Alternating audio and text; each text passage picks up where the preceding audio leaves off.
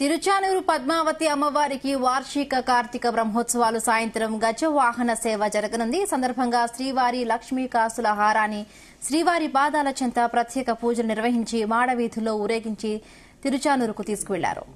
తిరుమల శ్రీవారి బ్రహ్మోత్సవాల్లోని గరుడ సేవ మాదిరిగానే తిరుచానూరు వార్షిక బ్రహ్మోత్సవంలో శ్రీ పద్మావతి అమ్మవారికి 5వ రోజు గజవాహన సేవ అత్యంత ప్రాముఖ్యమైందన్నారు TTD additional EO CH Venkayya Chowdary.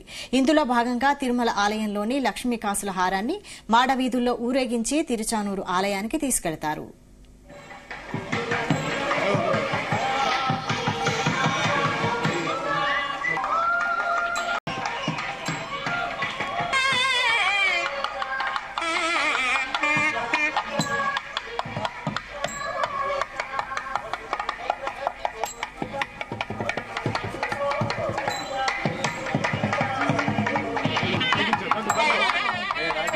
సాయంత్రం శ్రీ పద్మావతి అమ్మవారికి అలంకరిస్తారు. అనంతరం గజవాహన సేవలో తిరుచానూరు పద్మావతి అమ్మవారికి ఈ హారాన్ని అలంకరించి ఊరేగించనున్నారు.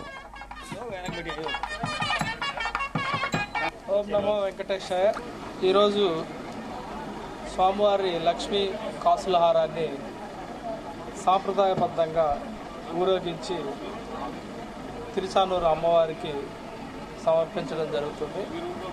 ఇక్కడ మనకి గరుడ వాహనం ఎలా ఇంపార్టెంట్ అలానే గజవాహనం కూడా చాలా ప్రసిద్ధి చెందింది తిరుచానూరు అమ్మవారి బ్రహ్మోత్సవాల్లో.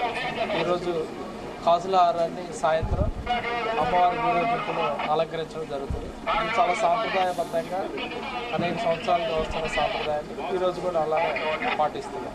ఓం నమో వెంకటేశ్వర.